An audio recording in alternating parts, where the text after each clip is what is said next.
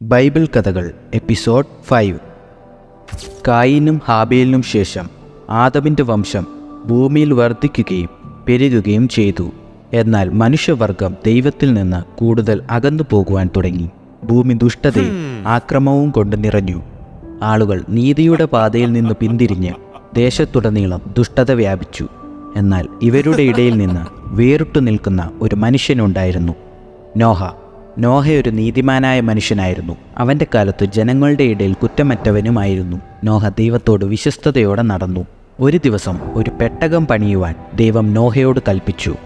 ഒരു വലിയ വെള്ളപ്പൊക്കം ഭൂമിയെ മൂടും, എന്നാൽ നീയും നിന്റെ കുടുംബവും രക്ഷിക്കപ്പെടും. വർഷങ്ങളോളം നോഹയും അവൻ്റെ പുത്രന്മാരും അധ്വാനിച്ച് ദൈവം കൽപ്പിച്ചതുപോലെ ഒരു വലിയ പെട്ടകം പണിതു. നോഹ പെട്ടകം പണിതപ്പോൾ ചുറ്റുമുള്ള ആളുകൾ അവനെ പരിഹസിച്ച് ചിരിച്ചു. പെട്ടകം പൂർത്തിയായി